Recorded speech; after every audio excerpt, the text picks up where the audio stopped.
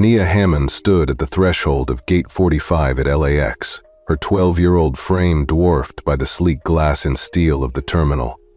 Her heart fluttered like the paper wings of her boarding pass, first class, seat 1A.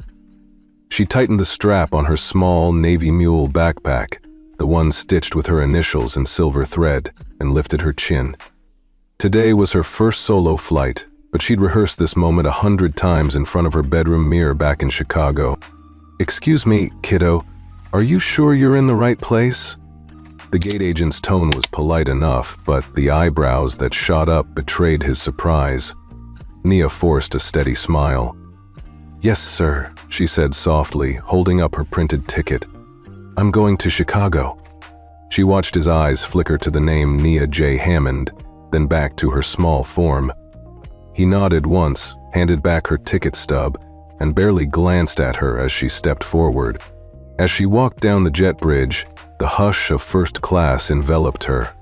The buttery leather seats, the polished wood accents, the low hum of polite conversation, it all felt so foreign.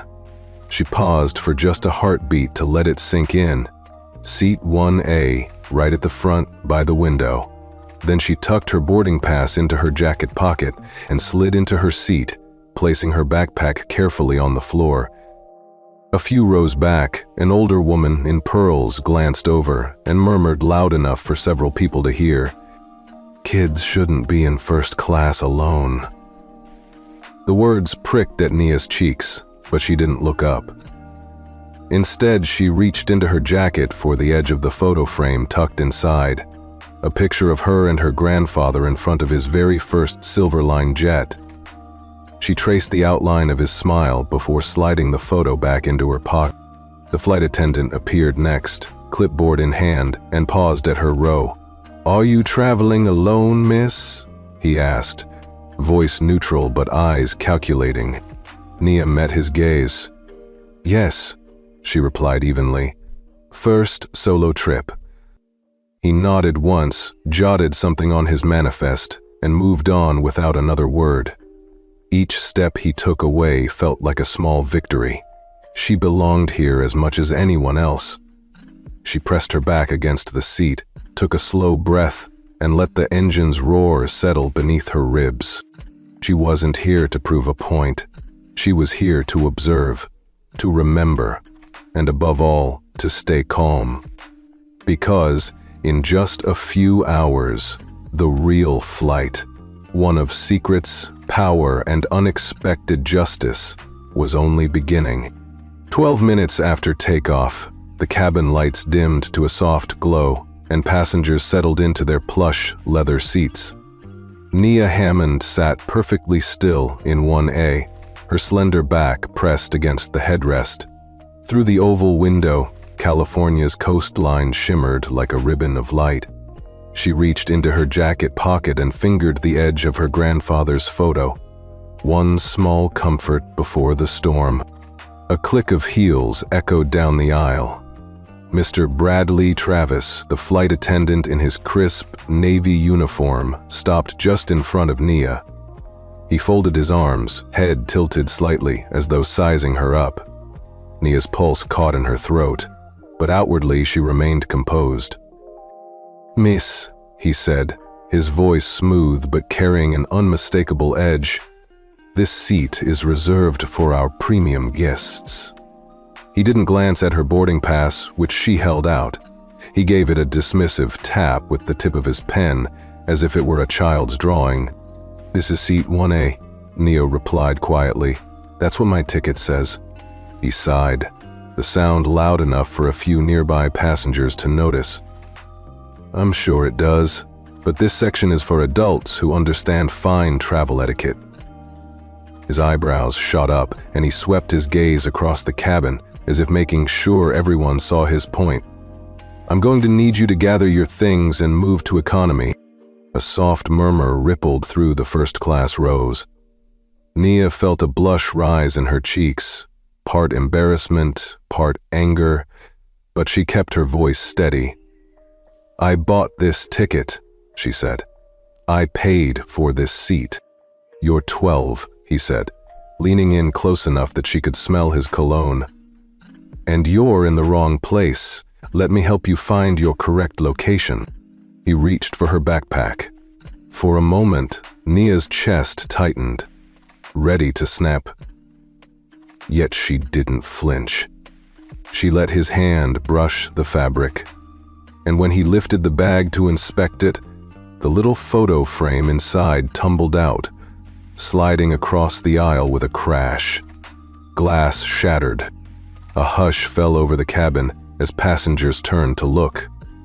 The older woman, in pearls in onesie, tapped her companion's arm and whispered, "Kids these days, no respect." Travis' gaze flickered to the broken frame, then back to Nia, a faint smirk playing at his lips. "See? Not the right fit," he said, voice loud enough for everyone to hear. Nia's heart pounded. She pressed her palms to her lap, fighting the urge to snatch the frame from under him. Instead, she took a slow breath, watched the shards glint in the overhead light, and nodded once. "Okay," she said, voice barely above a whisper. "Lead the way." As she rose to follow him down the aisle, a single thought steadied her. They had no idea who she really was, nor the power she held, and right now, she was exactly where she needed to be. Nia's small hand brushed the cool metal armrest as she stood, each movement measured. The moment she rose from seat 1A, Mr. Travis yanked her backpack free of her grip. The strap slipped through his gloved fingers, and the bag tumbled forward. Nia's eyes widened as the little silver frame slipped out and skidded across the aisle. Time slowed. The glass front of the frame fractured with a sharp ping against the plush carpet, shards glinting like fallen stars, and the photograph of her grandfather. His broad smile and strong pilot's uniform splayed on the floor. A hush fell over first class. The whispered tinkle of shattered glass was louder than the engine's roar. Nia felt heat flood her cheeks. She stood motionless, legs small and unsteady, as around her dozens of eyes turned in unison. She didn't cry, she didn't stammer. Instead, she knelt, gathering the broken pieces with trembling fingers. Each shard cut her skin, but she didn't flinch. She traced her thumb along the split edge, careful not to crush the image of her grandfather's face. "Common disturbance," Mr. Travis barked into his lapel mic, voice echoing off the polished walls. "Possible ticket fraud. We have a problem in first class." He didn't wait for a response. He straightened his jacket and turned to the nearby passengers with a practiced smile. "Thank you for your patience. We'll have security address this shortly." A flight attendant hurried past, her eyes flicking over the scattered glass, then darting away. The hush in the cabin turned to low muttering. "What happened? Is she okay? Did she steal her ticket?" The questions buzzed in Nia's ears like a swarm of bees. She clasped the photo fragments against her chest and rose to her feet. The subtle sting on her fingertips was nothing compared to the ache in her heart. She inhaled, steadying herself. Not here. Not now. Not in anger, but in sorrow, she shouldered her backpack and allowed Mr. Travis to guide her down the aisle. Every step was a silent scream. Her white-knuckled grip on her bag was the only sign of the storm inside. The woman in pearls nudged her companion and whispered, "Serves her right." Nia felt each word like a physical blow, but she held her head high. As she passed her former seat, she spared it one last glance. The leather looked untouched, pristine. She would reclaim it, she promised herself, not with shouts or tears, but with something far stronger. Because soon, every fragment of that broken frame and every fragment of injustice would be pieced back together on her terms. Nia slipped into the narrow pew of seat 43C at the back of the plane, her knobby knees pressed against the seat in front. The overhead bins clicked shut behind her, sealing off first-class luxury. Around her, economy passengers adjusted their neck pillows and popped earbuds into place, oblivious to the drama that had just unfolded up front. A flight attendant passed by, offering bottled water with a practiced smile. Nia accepted it without a word, her gaze already fixed on the small tablet resting on her lap. She pressed the power button and watched the screen glow to life. The login prompt appeared, Observa.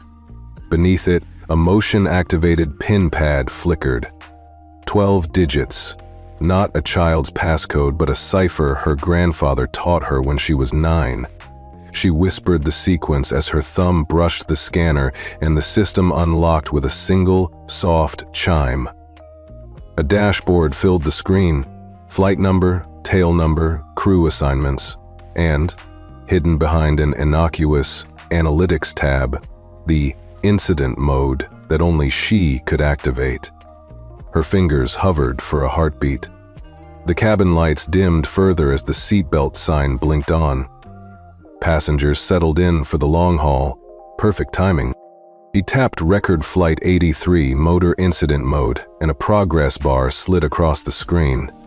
Observa whirred quietly, establishing secure feeds to the flight manifest, crew override logs, and even the in-fleet communication channel. Every passenger shuffle, every whispered verdict, every click of Mr. Travis's pen would be cataloged. For the first time since she'd stepped onto the plane, Nia felt a small spark of control light inside her chest. Company stood together, and one of the business travelers in row 39 traded stuffed animals, giggling softly. A business traveler across the aisle typed furiously on her laptop. None of them would ever know that a corner of their flight was being watched by a girl half their age. The thought made Nia's chest tighten, not with shame, but with purpose. She pulled her backpack close, careful to tuck the fractured silver frame safely inside its protective sleeve. She'd collected enough evidence to dismantle the narrative that kids don't belong in first class. Now, she was building the cold, hard data her grandfather had always insisted on. Facts don't lie, Nia.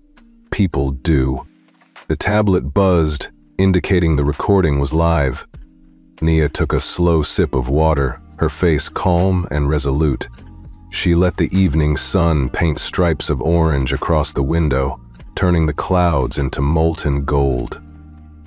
In that quiet moment, she promised herself she would let the system do the talking, because soon, every ember of injustice would have nowhere to hide, and the flames of accountability would consume them all. Nia sat hunched in seat 43C, the tablet's glow casting pale light on her focused expression. Around her, the hum of the economy cabin blended with the occasional clink of drink carts and passengers rustling in their seats.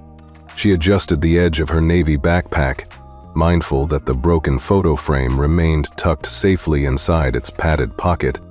A soft click signaled a refrigerator door sliding open. Nia looked up to see a young flight attendant, Priya, approaching with a reusable bottle of water. Her name tag read Priya Kapoor, and her warm eyes contrasted sharply with the frosty air Nia had felt from Mr. Travis just moments before. "Here you go," Priya said, offering the bottle with a sympathetic smile. Her hand lingered for a fraction longer than protocol demanded. Nia nodded in thanks and twisted off the cap. Priya glanced around, lowered her voice until it was little more than a whisper. I'm so sorry about what happened up front," she said quietly. Her accent carried a gentle lilt. You're Nia Hammond, right? Mr. Hammond's daughter?" Time seemed to slow. Nia's heart sped up, a flicker of surprise racing through her. At 12 years old, she was still learning how to navigate adult worlds, airports, rights, power. And now, here was Priya, seeing past her size and age to the truth behind her calm demeanor. She inclined her head, voice soft but steady. "Yes?" She pressed her free hand flat against her tablet. Please, don't say anything. Just, if you could email me the finalized seat manifest when we land, I'd appreciate it." Priya hesitated, eyes widening with concern and understanding. "Of course," she said, voice unsteady. "Anything you need." She tucked a strand of dark hair behind her ear and offered Nia an encouraging nod before moving on down the aisle. As Priya disappeared, Nia pressed fingertip to chin, letting out a breath she didn't realize she'd been holding. The plane's gentle sway felt less unsettling now that someone else had acknowledged her. She raised the water to her lips and let the cool liquid calm her senses. In the small suffering of betrayal and humiliation, Priya's quiet solidarity felt like a lifeline. Nia tapped the incident mode on Observa, the screen confirming that the recording was still live. She reminded herself of her grandfather's words, "Real strength isn't in raising your voice, it's in being heard without shouting." For the first time since boarding, Nia allowed herself a flicker of relief. Not relief for her seat or the broken frame, but relief that someone, however hesitantly, had chosen to see her.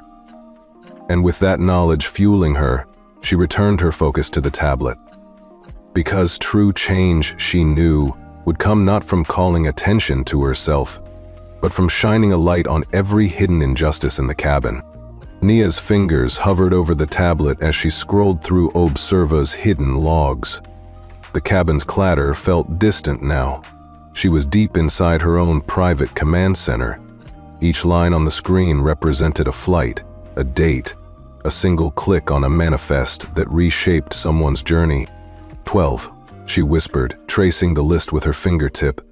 12 times Travis had overridden a passenger's valid boarding pass and sent them to economy without question. 12 names, all black or brown, all bumped from seats they'd paid for. She tapped one entry, Flight 611, Chicago to Miami, March 4th. The override reason? Guest doesn't fit first-class profile. No further explanation. A knot tightened in her chest. 12. 12 moments of quiet disgrace. 12 people whose faces, like hers today, must have fallen when the cabin attendant said, "I'm showing you in the wrong seat." 12 moments that nobody recorded. Until now. She clenched her jaw, remembering how her own ticket had been ignored. The broken frame, symbolic. But this was systemic. An unspoken rule enforced by the man in the crisp navy jacket. Time and again, her pulse settled into a slow thrum. Anger was there, but it was steady, channeled. She wasn't 12 going on tantrum. She was 12 going on purpose. The tablet lit up with another notification. Recording active. Data stream to secure server. Good. She let the screen scroll and pulled up the next flight log. Flight 742, New York to Los Angeles just last week. Same override note, same pattern. A dozen times, never an apology, never a question. Just the click of a pen and the cold calculation of not fitting the profile. She exhaled and tapped the Export Report button. A CSV file compiled every instance of bias.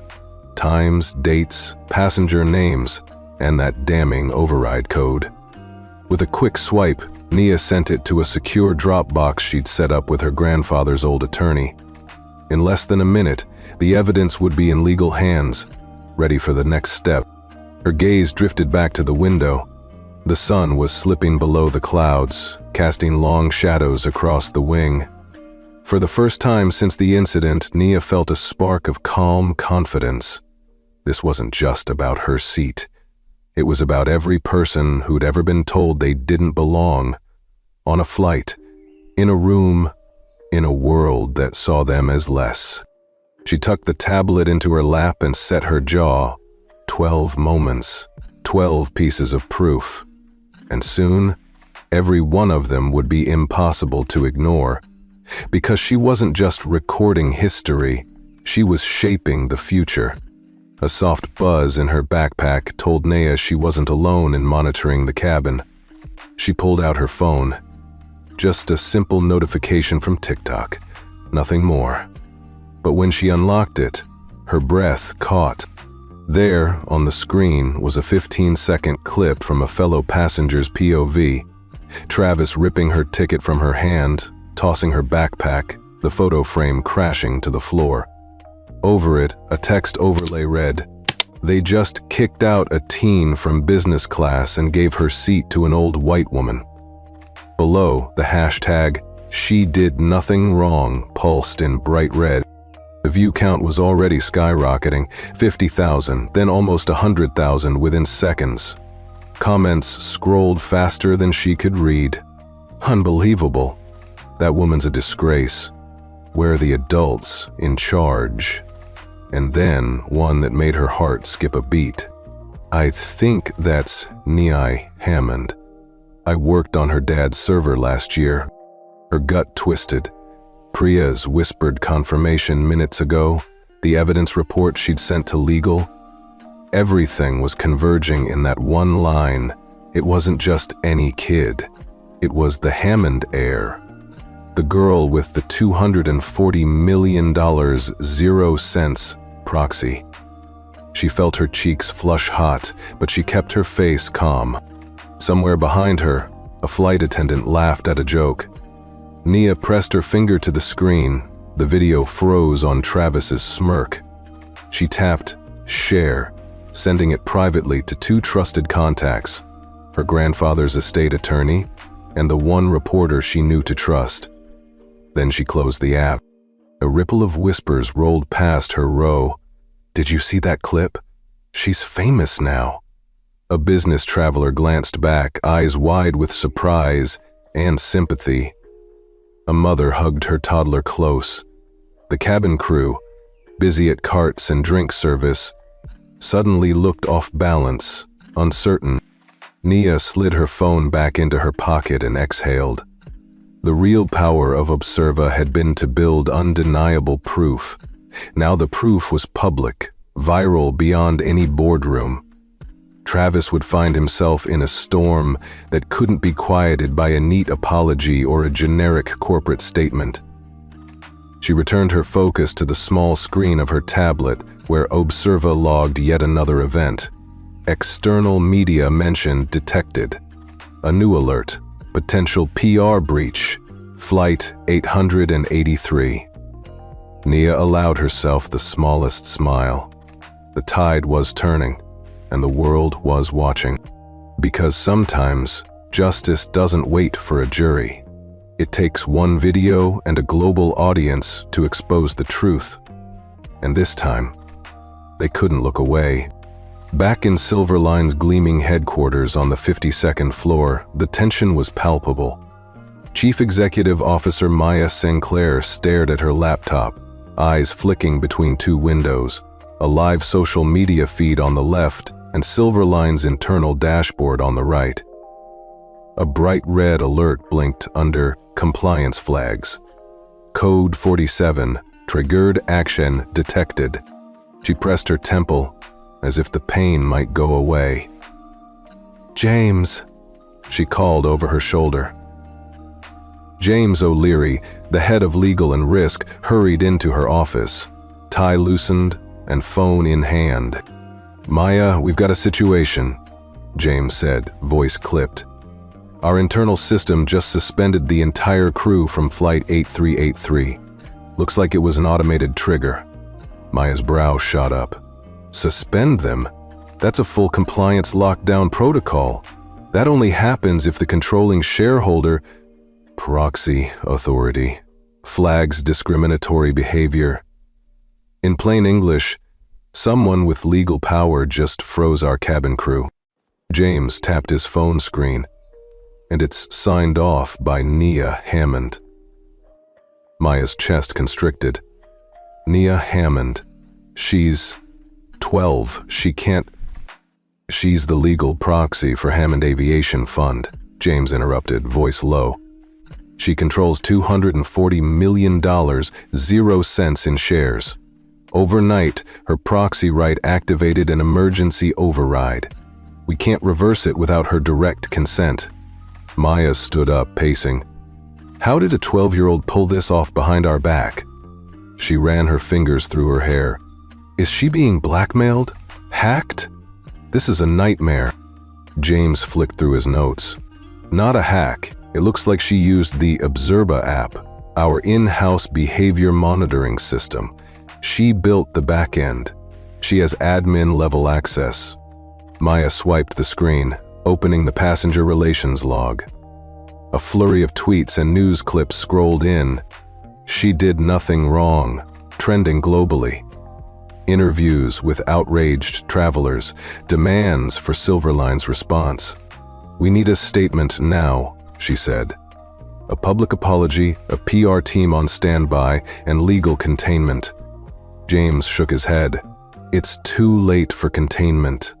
This is Nia calling the shots. We have to engage her directly. Maya's jaw clenched. Arrange a secure call. Her attorney, now. And draft a memo to the board chair. They need to convene immediately. This override protocol can't stay in limbo. As James left to orchestrate the emergency measures, Maya sank back into her chair. The city lights of Chicago stretched below her. She thought of the girl, a child, who had watched every slight and turned it into systematic accountability. A small voice inside her admitted it. Nia Hammond had exposed a rot Silverline would never fully bury. Maya straightened. Let's hope she's reasonable, she whispered, because right now, we answer to her. Mr. Travis knocked once on the heavy gray door marked Security Office, then stepped inside when the guard offered a curt nod.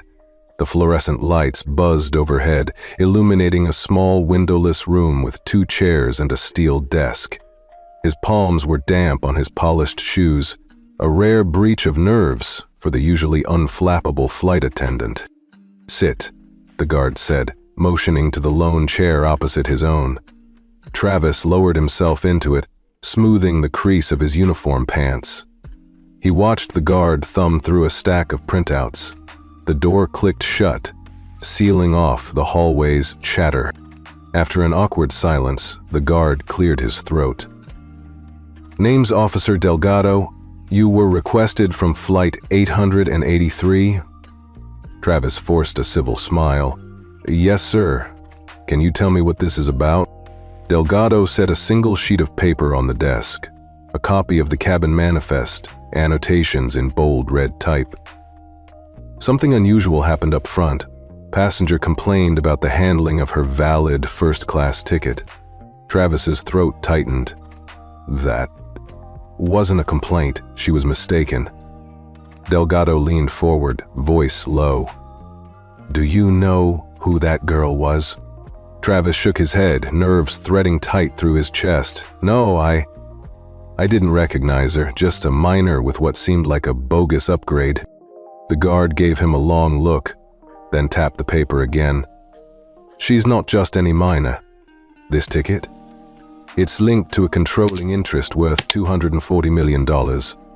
0 cents. Travis's breath hitched. His heartbeat echoed in his ears. That can't be right. Delgado's expression was unreadable. It's right. He slid over a second printout, this one from the airline's shareholder registry. Travis's eyes darted over the rows of text until a single bold line jumped out. Hammond Aviation Fund, Proxy. Nia J. Hammond, $240 million USD. The realization hit him like a thunderclap. The girl he'd belittled, the one he'd thrown to economy and shattered her photo frame, she legally owned the company he worked for. And with that ownership came real power.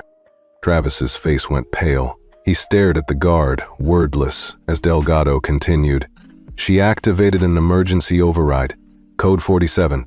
The entire crew from your flight is suspended, pending investigation. The room spun. Travis stood abruptly, knocking his chair back. Suspended? You're saying an actual child just locked me out of my job? Delgado's tone was softer now, almost clinical. Not locked out, held accountable. You'll have a chance to respond, but for now, you'll report to HR on arrival. Travis stumbled back toward the door, chest tight. As it swung open, he paused and glanced down the corridor, half expecting to see Nia herself waiting. Instead, he walked out into the bright airport terminal, alone, with the hum of fluorescent lights and the weight of his mistake. He had underestimated a girl, and now, because of that, his world, once so certain, had quietly collapsed around him. The moment the last passenger stepped off Flight 883, the cabin crew's tablets chimed in unison. A single email had just landed in every inbox, from the flight attendants in crisp Navy uniforms to the gate agents who'd met the jet at the jetway. Subject line, bold and unmissable. Emergency override protocol activated. Flight 883, crew suspended. Bradley Travis was at the front of the line, stowing away service carts, when his tablet lit up. He tapped it, expecting an operational update. Instead, the screen displayed a terse notice. All crew members associated with Flight 833 are hereby suspended pending compliance audit. Signed, Nia J. Hammond. Legal proxy, Hammond Aviation Fund. Controlling $240 million in Silverline shares? Travis's breath hitched. He stared at the signature like it was a ghost. Nia J. Hammond, 12 years old, the quiet girl he'd ripped from first class, now held the authority to ground him, demote him, erase his livelihood. His fingers shook as he set the tablet down on the armrest. Behind him, the lead pursuer, Ms. Chen, swiped her own screen. Her eyes went wide. "What in the world?" she murmured, voice cracking. "This can't be real." Next to her, a junior attendant, who'd covered for Travis on countless flights, checked his device. He swiped up, then let out a strangled laugh. It's from her. She actually did it." The murmurs grew into a low roar of confusion. Flight attendants who had just been congratulating each other on a smooth landing now looked like deer in headlights. The gate agents at the door exchanged wary glances as their screens lit up with the same decree. In an instant, the clinical precision of corporate power had fallen like a guillotine. No warnings, no HR memos, just a single sentence and a child's name that carried more weight than any manager's. Travis's uniform felt too tight, his posture too rigid. He inhaled, trying to steady himself. Behind him, Miss Chen's lips pressed into a thin line. She tapped her tablet and whispered, "We have to report to HR immediately." As the crew filed out in stunned silence, tablets held at chest height like shields, Travis took a moment to look back at the cabin. Seat 1A sat empty, the leather unwrinkled and pristine. The polish on the wood gleamed under the overhead lights. He could almost hear Nia's quiet promise. She had the receipts, and now the system itself had done her bidding. Down the aisle, Priya's gaze met his. No triumph in her eyes, only sorrow. Travis exhaled and followed the others, each step echoing in the hushed terminal. The world had shifted in a single automated message, and he was left to face the consequences. All because he'd underestimated a girl. All because, in the age of data and code, silence could still deliver the loudest blow. Later that evening, Nia sat in a quiet conference room at Silverline's Chicago offices. Virtual, of course, via a secure video link. On the screen before her were the faces of Maya Sinclair, the CEO, James O'Leary, head of legal, and 2 members of HR, all looking as stunned as Travis had been. Nia took a breath. "I'm not here to demand firings," she began, voice steady but firm. Today's actions were automatic. A system I helped build detected bias. That system did its job. Now, I'm asking you to give everyone the tools to do the right job, too. She clicked over to a slide titled Cabin Justice Framework. I propose a permanent bias reporting platform, monitored by an independent third party. Every flight attendant, gate agent, and crew member will have a confidential channel to flag discrimination. No retaliation, full transparency, and real consequences for repeat offenders. Maya leaned forward. You want oversight, externally monitored? Yes, Nia replied.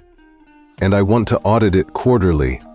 Priya Kapoor, she said, turning to the young attendant who joined on the call, will lead a pilot team that trains every crew member on empathy and equity standards. Priya smiled, nerves giving way to purpose. I'd be honored, she said softly. Nia nodded. This isn't revenge. It's building a culture where no 12-year-old, or anyone else, gets told they don't belong. Let's fix the system together. Silence gave way to quiet agreement. And with that, Nia logged off, her small voice echoing larger changes to come. Back in her little control room, Nia sat cross-legged on the hardwood floor, tablet balanced on her knees. The glow from 2 monitors flickered across her determined face. One screen displayed the new Cabin Justice dashboard. Bias reports down 74% in just 2 weeks, anonymous feedback up 300%, and a real-time log of every crew member's completed empathy training. She tapped a final confirmation. Activate quarterly audit reminder. A small pop-up read, next audit scheduled in 90 days. Nia smiled to herself, not because she'd won a personal battle, but because the entire system had shifted permanently. Behind her, the framed photo of her and Grandpa hovered on the wall, its crack long since mended. She stood, walked over, and traced the image with a fingertip. You taught me to fix things that break, she whispered. This is for you. Her phone buzzed, an email from Maya Sinclair. Subject, thanks for leading the way. Maya wrote, your framework is already saving lives and careers. We'll never allow this to happen again. Nia powered down her tablet, heart calm. She didn't need applause or headlines.